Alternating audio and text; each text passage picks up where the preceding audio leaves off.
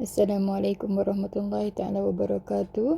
Jumpa lagi dengan Ustazah Siti dalam mata pelajaran Khat tahun 3.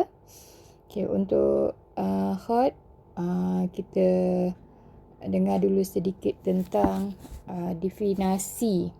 Okey, definasi Khat. Dari segi bahasa, memindahkan idea dari akal fikiran, kekuatan imajinasi kepada alam nyata atau material seperti kertas, kulit, batu dan sebagainya melalui hasil kerja pena dan tangan. Sesetengah ahli bahasa menyamakan makna khat dengan tulisan simbolik nombor kaligrafi dan hierografi.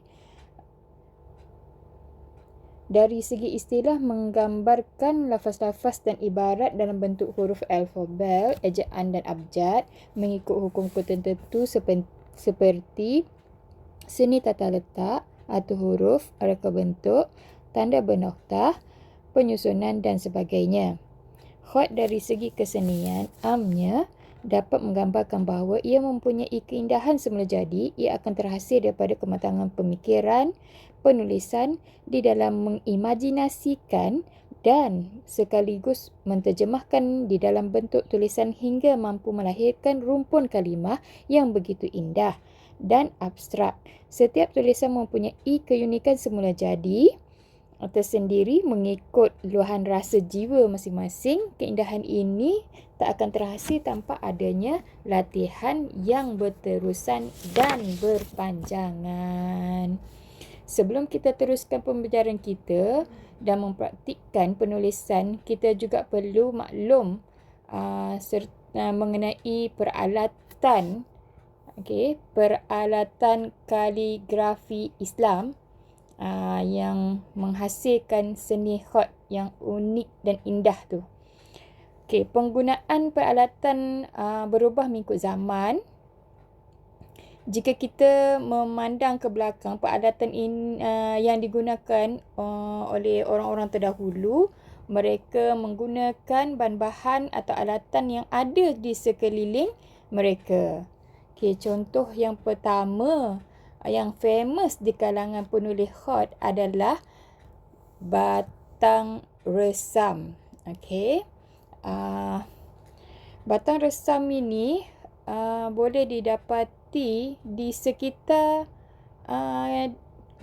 sekitar kita sahaja. Mungkin kita tidak mengenalinya.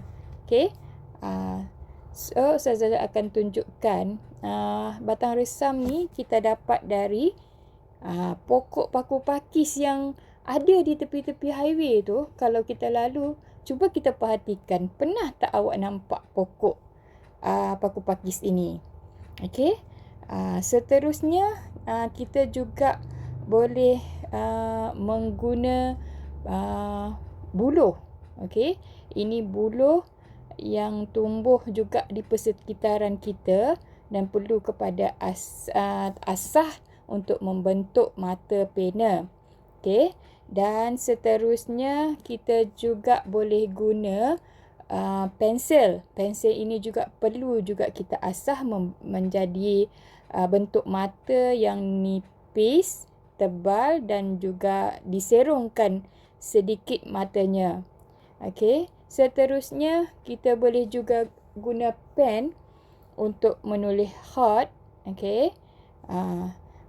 Dan seterusnya kita boleh juga guna peralatan yang dibuat daripada besi. Di bahagian matanya ni ada besi yang membentuk mata yang mengikut saiz berbeza.